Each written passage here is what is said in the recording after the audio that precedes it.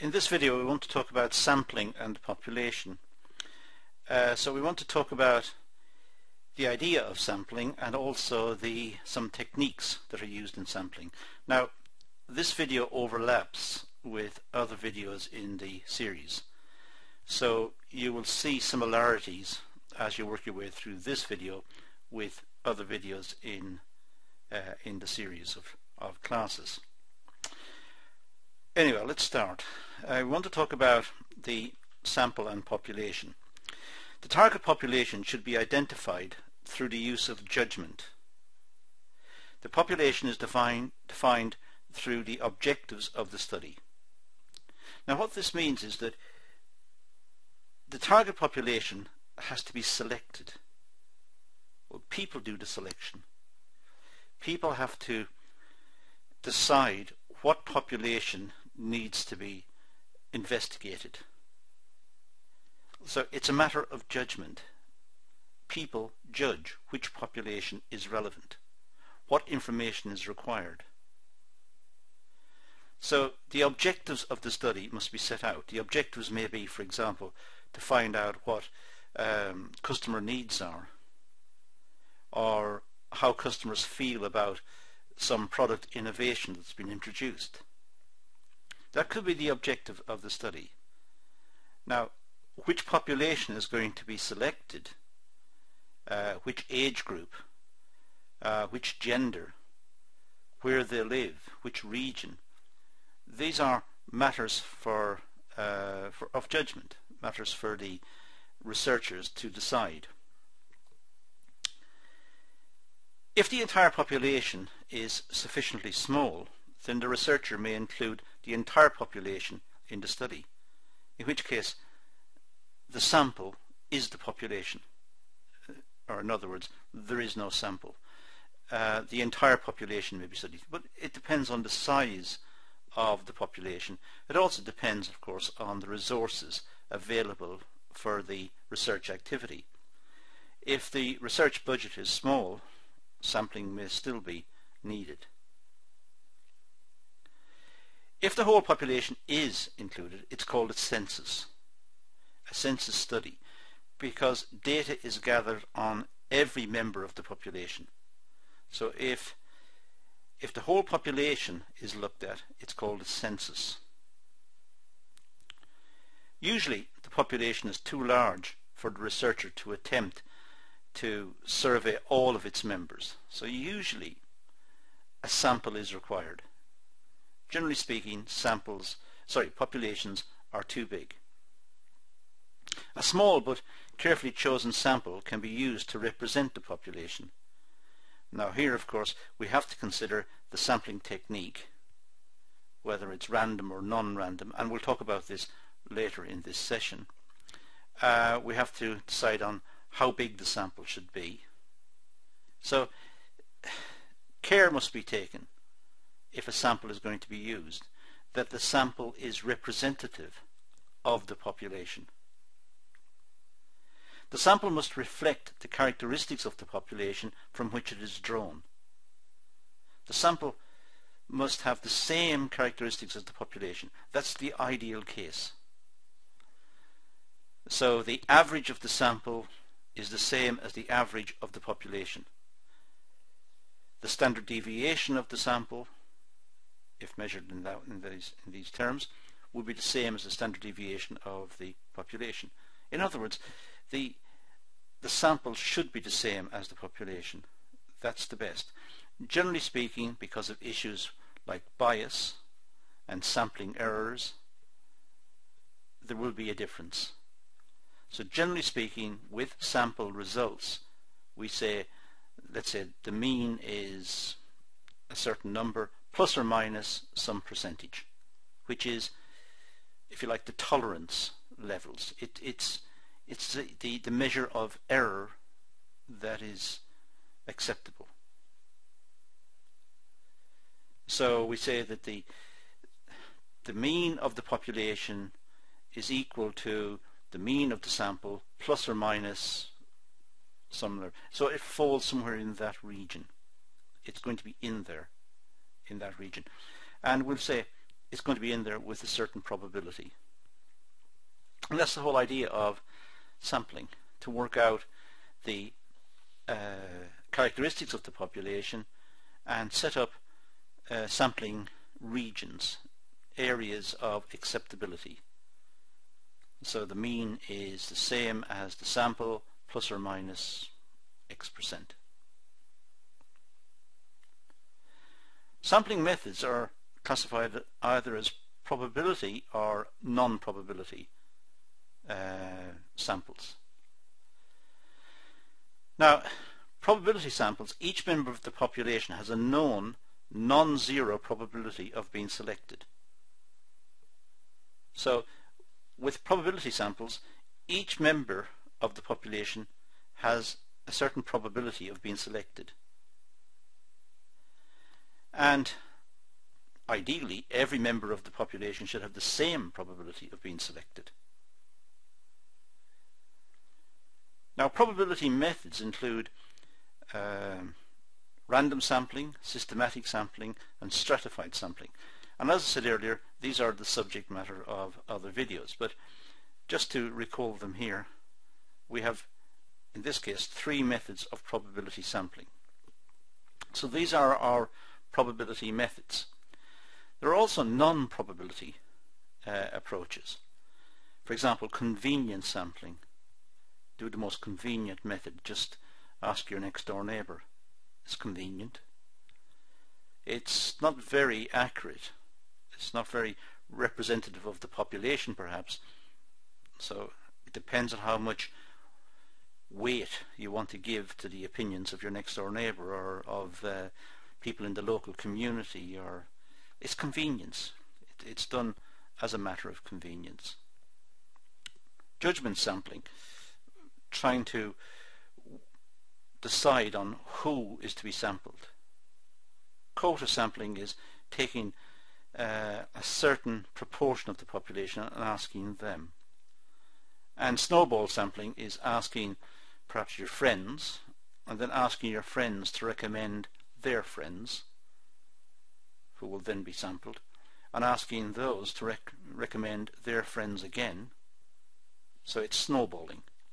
Now we'll look at each one of these in turn very briefly, just to get a picture of what's happening here. Non-probability means that they are not being selected using a probability system. They're not being randomly selected, and hence they're biased. Now, with probability sampling, the sampling error can be calculated. I said earlier that the characteristics of the sample should match the characteristics of the population. Generally speaking, we'd say that the population will be the same as the sample plus or minus some error, some percentage. And we'll say that the population figure will be equal to the sample figure plus or minus some percentage. And that's the advantage of probability sampling. Now let's look at these in turn, just to bring back to mind what they're all about. But let's start by looking at the sampling error. The sampling error is the degree to which a sample might differ from the population. It's the difference between what's calculated in the sample and what the actual figure in the population is. When referring to the population, results are reported plus or minus the sampling error. So we just simply say we've calculated the sample, we found that the average is a certain amount, so the population will be that figure plus or minus some figure. And we are confident to a 95% margin that is the case, or a 99% margin, or whatever. And that's the idea of using confidence intervals. In non-probability sampling, the degree to which the sample differs from the population remains unknown. It's not probability sampling, so we can't have plus or minus some figure. We just simply say that's what the sample found, and we're not too sure if that is a good, accurate representation of the population figure. Now, random sampling, well, this is the purest form of probability sampling. This is the best type. Each member of the population has an equal and known chance of being selected. When there are very large populations, it's often difficult or impossible to identify every member of the population. So the pool of available subjects becomes biased. With a large population, sometimes we don't know how many are in the population, and therefore selecting, even though selecting randomly, it is biased because it's leaving out the ones we don't know. The best situation is if we know the target population. It may be very large, but if we know the whole size of it and we know all of the respondents or the items in the population, if we knew that, then we could select the random sample. We could select, say, 10% of it, and we'd select those randomly. But if we don't know what the size of the population is, of course, we have a big problem. We are selecting only the ones we know, which could be biased. Now, there are different approaches to random sampling. For example, systematic sampling. Now, this is often used instead of random sampling. After the required size of the sample has been calculated, every nth record is selected from a list of the population numbers. So, first of all, work out how big will the sample be, or should it be, and then pick every 10th member of the population. Or if it's done geographically, pick a street and then pick a house, try and pick those randomly, and then pick every 4th house or every 6th house or whatever.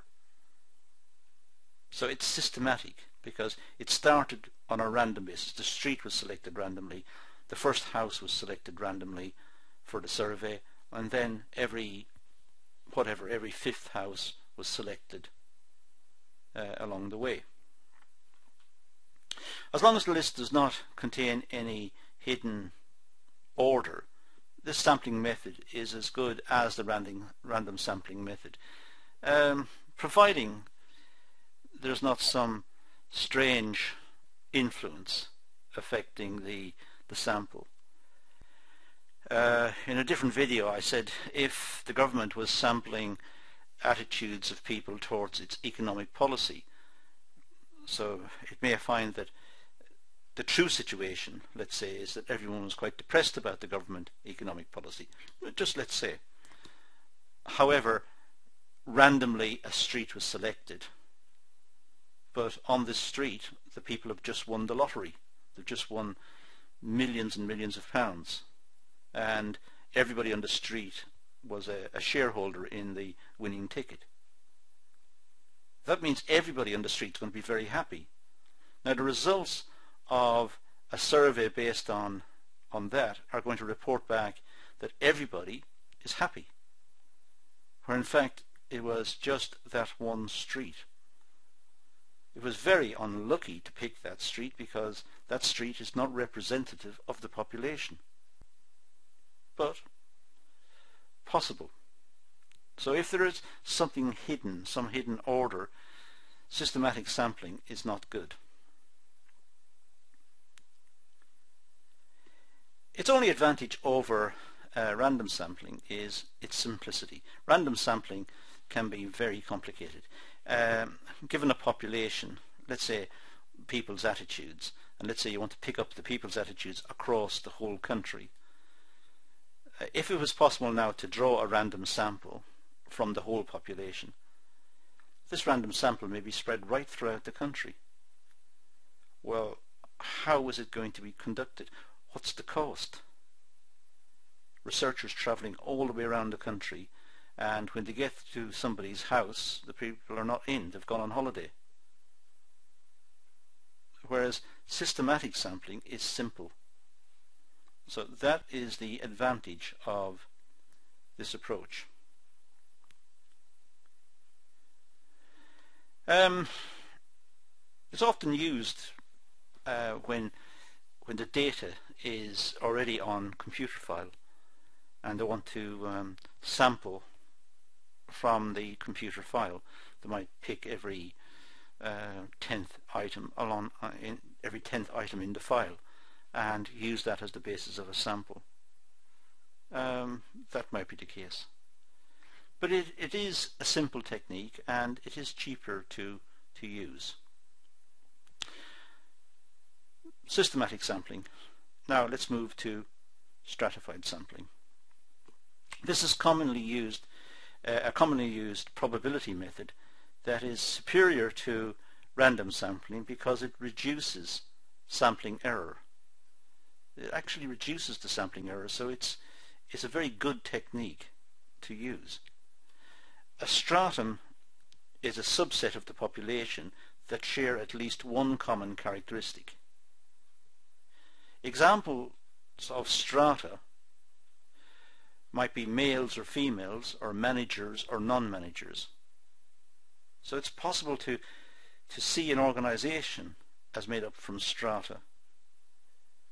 The managers might be one, the shop floor workers might be another one, or it might be different strata in terms of administration. The accounts section would be one strata, marketing section a different strata, and therefore designing a sample, if it wants to be, if the objective is to be very representative, then of course someone from accounts may be selected, someone from marketing may be selected, someone from the shop floor may be selected, so that opinions across the whole organization are included in the survey. Whereas if it was done randomly, all the employees, all the managers' names may be taken into account and a sample of 10% drawn. But it is possible that 10% are all shop floor workers. So the results of that exercise will be biased towards the opinions of the people on the shop floor. With stratified, the people in the accounts will form one strata. Now they could be randomly sampled and 2 picked out of there. People in marketing will be a different strata. 2 could be picked out of there. And 2 could be picked out of general management. And 2 could be picked off the shop floor. Picked randomly off the shop floor.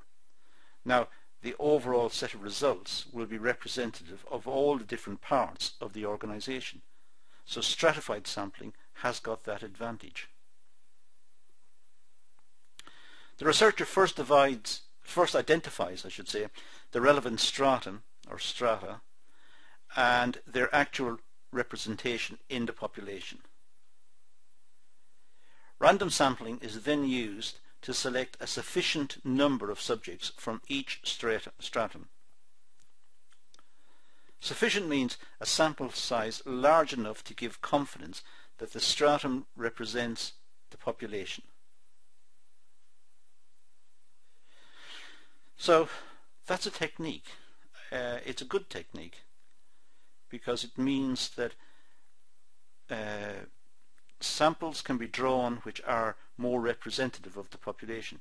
For example, it may be on a national scale that a survey needs to include male and female.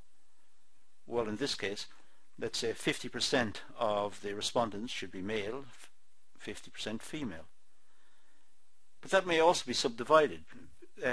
Age may be an issue. So of the females, a certain proportion should be over 50, a certain proportion over 40, over 30, over 20, and so on. And for the males, the same. So different ways of stratifying the population may be used. Now let's look at convenience sampling. This is used in exploratory research where the researcher is interested in getting an inexpensive approximation of the truth. It's convenience. It's inexpensive and they're getting a rough idea about what actually the truth is in terms of the population characteristics. As the name implies, the sample is selected because they are convenient. It's just a convenient way of getting data. It's a non-probability method. It's often used during preliminary research efforts to get gross estimates of the results without incurring the cost or time required to select a random sample. So it gives a very rough idea. But care must be taken because it is possible to get a very distorted picture from convenient sampling. Another form of sampling is judgment sampling. This is common in non-probability methods. The researcher here selects the sample based on judgment.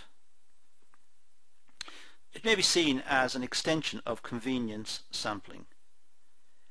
The researcher simply uses his or her judgment to try and select the sample. So it is like convenience. It's biased because it is based on the judgment of the sampler, of the researcher. For example, a researcher may decide to draw the entire sample from one representative city, even though the population includes all cities. So the sampler, the researcher in this case, may pick one place and investigate that one place and then suggest that all the other places, all the other cities, are the same as the one selected. Judgment has been used as to which one has been selected. But of course that may not be the case.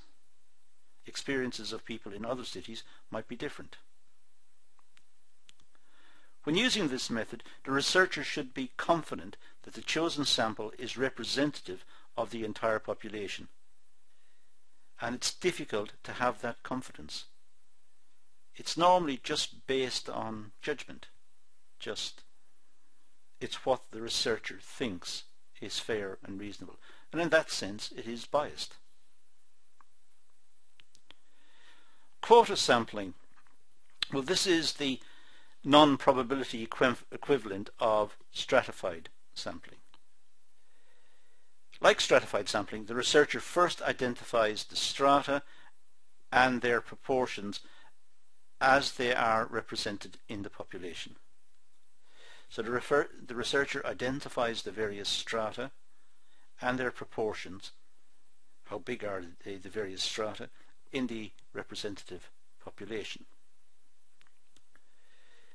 Then convenience or judgment sampling is used to select the required number of subjects from each stratum. So having selected the strata, having recognized the strata first and listed the strata, the researcher decides how many will be selected from each one. And that's using judgment again.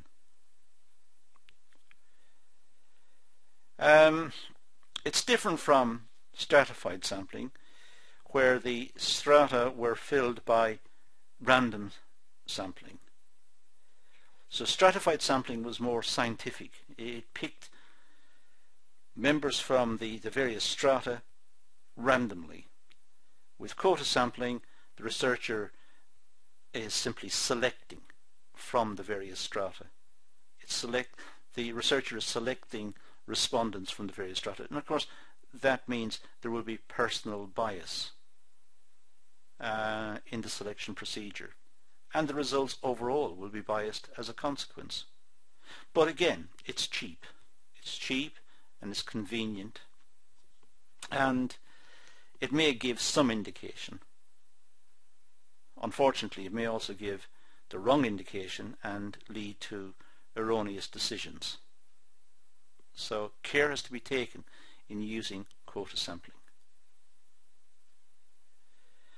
The next form is what's known as snowball sampling. This is a non-probability method used when the desired sample characteristics are rare. It may be extremely difficult or costly to locate respondents in these situations. Generally speaking, it may be difficult to find people with certain characteristics, certain experiences.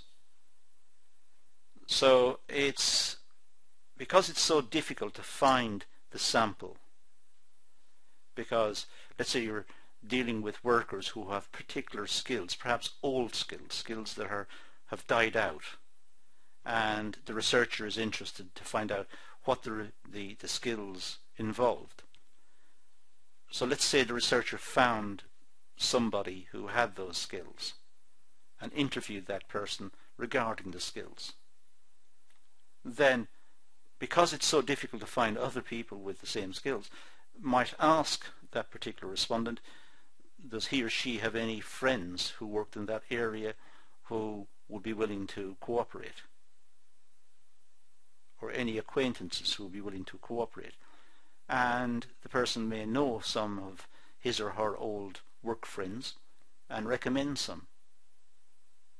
Now the researcher has got more people to interview, and when he or she meets those other people, he or she may ask them to recommend anyone they know.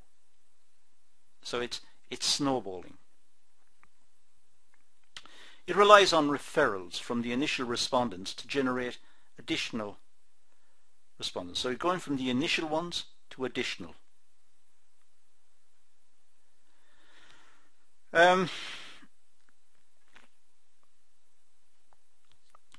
While this technique can dramatically lower search costs, it comes at the expense of introducing bias, because the technique itself reduces the likelihood that the sample will be representative of a good cross-section of the population.